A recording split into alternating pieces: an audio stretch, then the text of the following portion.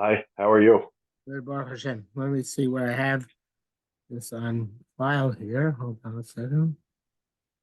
I would like to ask you a couple of questions about the book we finished, if that's okay. Recorded or not recorded? Yeah, you can record them, it's fine. Okay, shoot. Uh, how would we characterize this book that we just finished? Is it Musar or what exactly Hashkafa? What exactly would you call I call it. I call. I don't like the term hashkafa, except when you're talking about very political things, and then I don't really like the term then either. But it's really machshava. Yeah, it's not Musar in it? the class. It says Musar, although he does speak about Musar things, but he doesn't get down to the brass tacks of the midos. He really just sefer gaiva. So therefore, it's really about the idea of Musar applying to the quest of Musar, I should say, and how one as an individual and one and as a nation, we should be seeking to be Musariyim. Yeah, it does. I was going to say it doesn't give any practical advice like you would find in a Musa Sefer. He doesn't bring any mishalim or stories from Tanakh. He doesn't interpret any stories to sort of ask a question and give an answer or you side, which would illuminate the story. Even his hakiras that he I have a lot of trouble. I had a lot of trouble understanding his hakiras. They never, to me anyway, seemed uh, very precise, but more generalities. And usually a hakira, you would want to have some clear, dividing line that you could sort of understand. But his hakiras seem very sort of, I don't know, esoteric, and he doesn't bring any proofs to any of his hakiras. He never brings a pasuk. I mean, Well, he brings a few psukim once in a while, but he never yeah, brings like a raya that the things have to be understood this way. So I mean, right. it's a very amorphous type of writing. Yes. Well, it's interesting because Rav Hutner, who was a Talmud among other people, Rav Kook, also does not bring evidence, brings very little evidence to what he says. That's not to say that there is no evidence. To the contrary, one can deduce a lot of evidence, but that's not their style. Their style is to present things as axiomatic. So I don't know whether there's precedent to it, but if there is precedent to it, one could point to the Maharal, who also is, although he has more evidence, what he says, it's also quite uh, cryptic and very often, and also uses its own nomenclature, which you won't be familiar. You have to learn about because you're not going to know it from elsewhere. Yeah, he just it's he just seems to present everything as a fact without any proof or you know, and that's definitely not the derech of Musar, which is just the Right? opposite. We want to prove But everything. you think that's the case in that Musar Bicha? Just wait till you see Orot. Yeah, I just I've never learned a sefer like this. Even in if you learn Hasidus, I learned through the Tanya last year.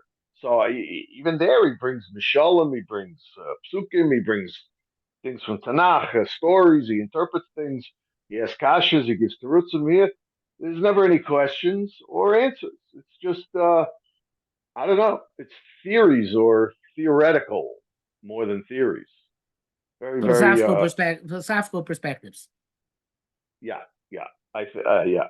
It's very I don't I don't know. I don't understand a lot. I mean, it was beautiful. His writing is of course beautiful and it's poetic and it's beautiful language but it seems to me very amorphous and imprecise is what I would But the irony is that that's one of his less amorphous and imprecise books. say. now I don't think. By this, the way, I don't think we're going to get through a road. I think at a certain point we're going to say, okay, this is too much, but that's okay, okay. whatever you decide, whatever you want to learn is fine with me. Yeah. I've never learned any of these things, so that I'm new to it and I enjoy it. But Now I see here that there is Avram Yitzchak Kook, that's the author, and then there's Tzvi Yehuda Kook. As the son, Who's that? his son. That's his son. He So, he so, edited. He edited most of his father's writings. Certainly, what was put out after his father's death, he edited all of that. so Rav Kook, the original, did he come to Eretz Yisrael? Yeah. Was he like who was he the first chief rabbi? Am I making a mistake there? Ah, he Yes. was. Okay. And then his son, because the book that I have, this copy of Orot, it seems that it was used at a school because it has like a little thing in here, a dedication. I guess they must have given it as a gift at the end of school. They call it the Ulpana Toranit Labanot Al Shem Maran Harav Tzvi Yehuda Kook Zatzal. So they have like a It dedication looks in like here it's a written by one. graduation, like a graduation present. Yes, yes, absolutely. So and it has a very cute or poetic quote from Rav Kook, and it's signed by the Mechanechet and the Menahel Ha'ulpana.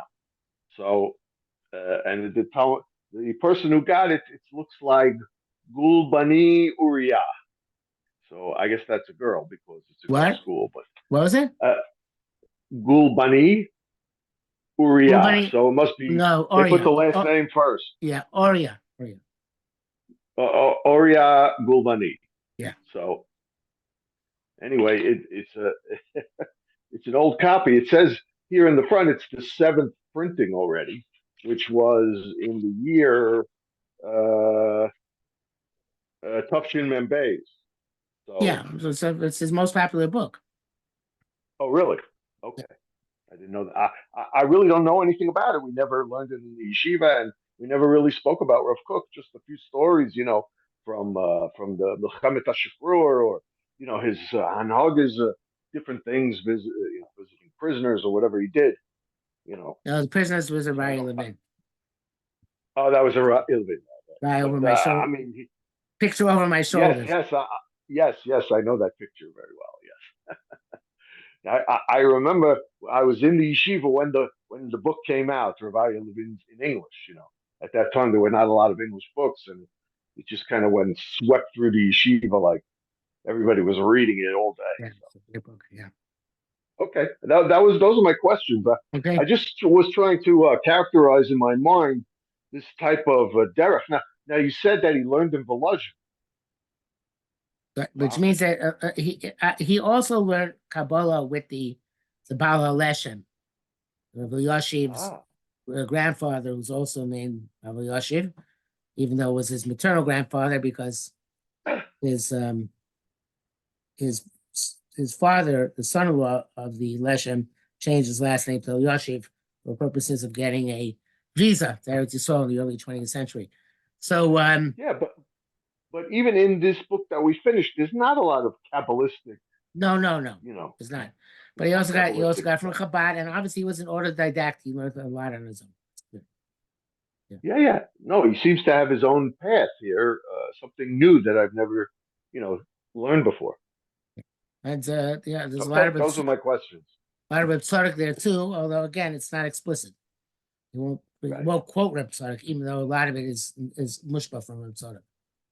Yeah, but Rav Tzadok is, he's a kasher with a teretz.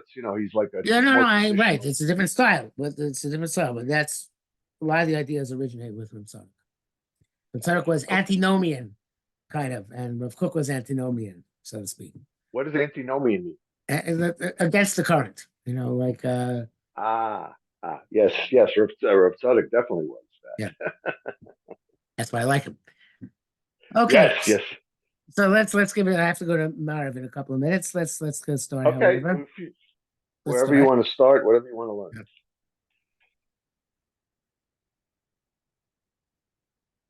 Okay. Usually I got Mav earlier today, didn't get a chance. So I'm going to start right at the beginning. So I again, I don't think we're going to get very far in this. That's my hunch, but the actual the actual continuation to the Musar Avicha, I think, is the Orot Yisroel, the last part here. but it's put last, so it must be that there's a reason for that. I see. Okay, now this starts with Eretz Yisroel, and jumps right into it. And of course, there are no psukim. How would you translate the word orot? What would that? What? How would you Lights. translate light? Lights. Yeah. Okay. Okay. Eretz Yisrael nena davar chitzoni, kinyan chitzoni laoma. Eretz Yisrael is not an external thing. It's not an external acquisition of the nation. Rak b'tor emtzayim matara, just an instrument for the purpose shel hisagdus haklalis of the collective bond, v'chazokas kiyuma chomri, and sustaining the material existence of the group, even the spiritual existence of the group, which of course, the way most people understand Eretz Yisrael, certainly the non-Zionists, that it is a tool and not a tool for tool which we have. It's great. We don't have. We can function without it. Okay, that's not Rav Kook. It says Eretz Yisrael chativa atzmusis shura b'kesher chaim ima'oma. The Eretz Yisrael is a intrinsic unit, which is inextricably linked to the nation. And it is enveloped with unique qualities with its existence. In other words, Eretz Yisrael is a place, and there's many sources of this in the Chazal, which is miraculous and divine and inspired, and not just a tool for unity, not just a tool for practical purposes. It is actually an intrinsic part of the neshama of Am Yisrael. Okay, so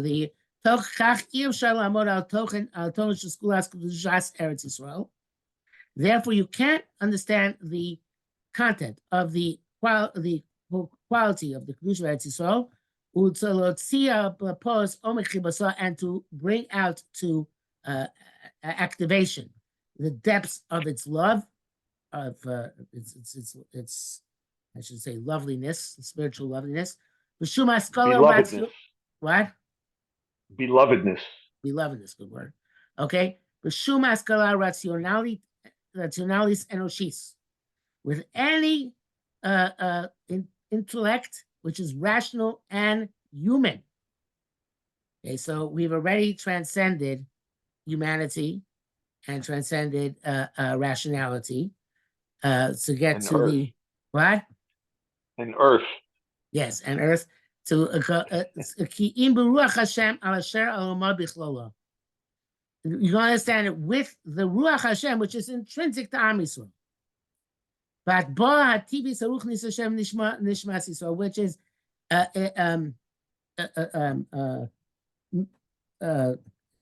embedded, literally means minted or coined in the natural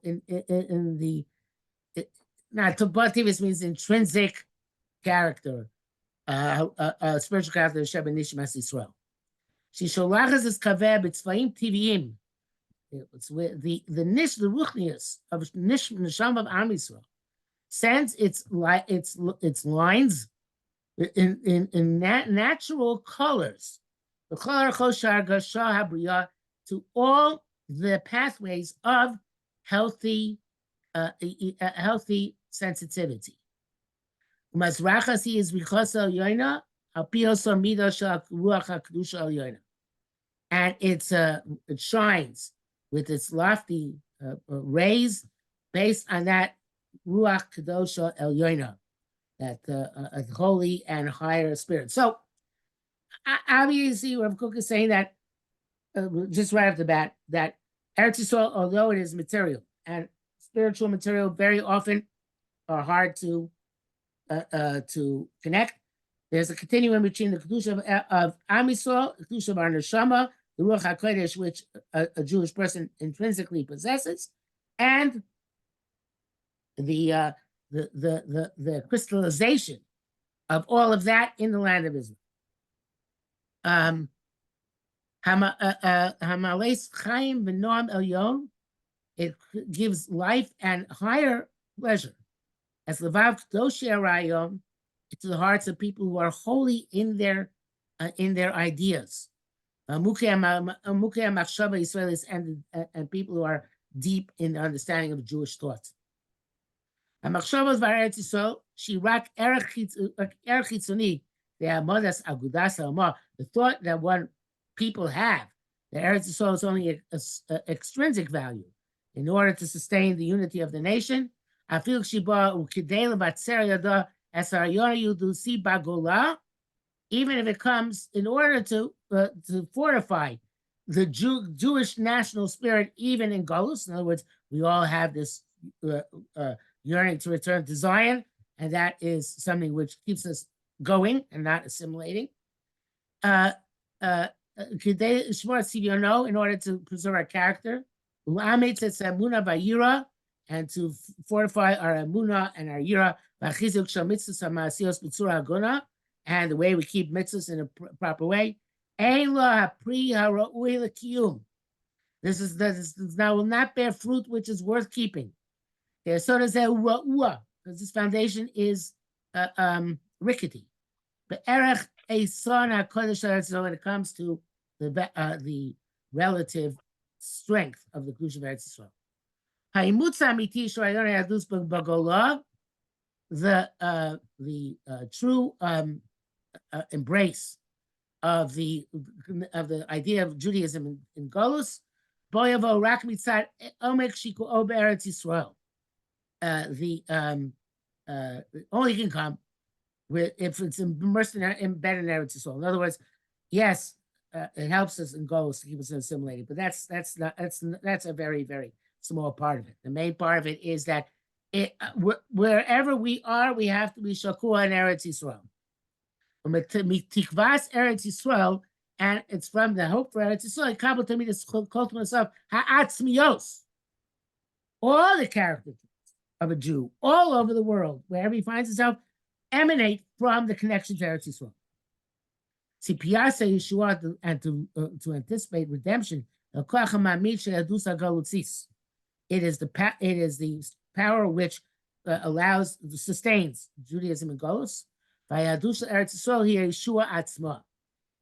the Jewish life of Eretz Yisrael, that's the actual salvation.